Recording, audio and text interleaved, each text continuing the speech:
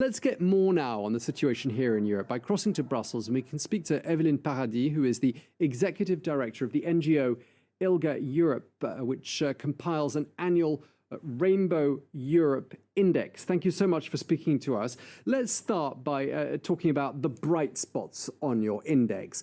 What progress has there been with regards to LGBTQI rights here in Europe these last 12 months? Well, thank you for inviting me. And it is this year actually a little bit difficult to answer to this question in terms of the bright spots. So out of the 49 countries that we report on every year on our Rainbow Europe map, only 14 this year have actually gained points because they've actually taken positive measures during the year. So this ranges from Portugal that adopted raised the restriction on blood donations to a few countries that have actually moved forward when it comes to protection of freedom of assembly. But it's the first time in our 12-year history of the map that we report that 70% of the countries have made absolutely no positive changes.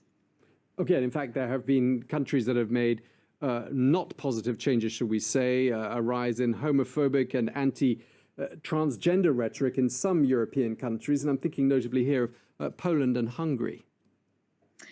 Yes, well, a lot of attention has been put in the media in the past year and a half, and rightfully so, to Poland and Hungary. But the overall situation for us is one where there's actually a very worrying stagnation of any progress and change when it comes to LGBTI equality in the large region. And it's particularly worrying given that in the past year, as you've mentioned, we are observing political backlash in countries like Poland and Hungary, but not only, and we also see this in other countries, but in the context of the pandemic, we've also seen a marked rise in socioeconomic hardship affecting LGBTI communities. And there's also a widespread hatred, both online and on the streets, that are affecting LGBTI people. And again, it's not just in the countries that grab the attention of the media. It's a phenomenon that we observe across the region.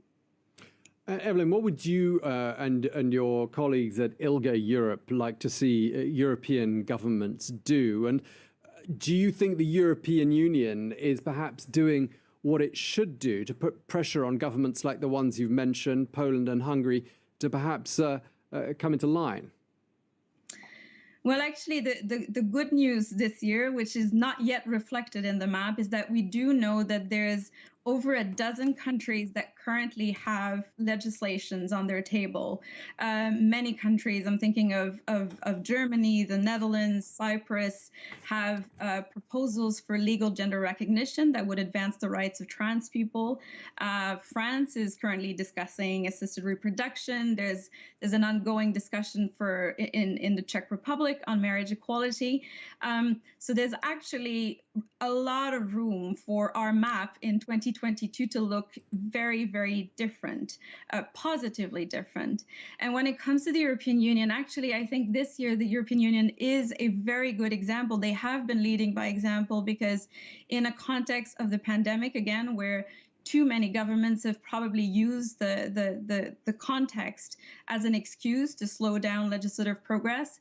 Actually, it is to the European Union that we've turned our attention. They've been adopting their first ever LGBTIQ equality strategy.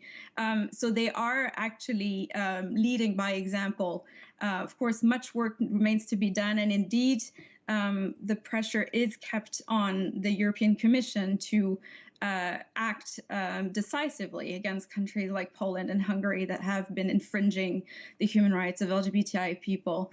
So there's a lot of scope to do more at the European Union level.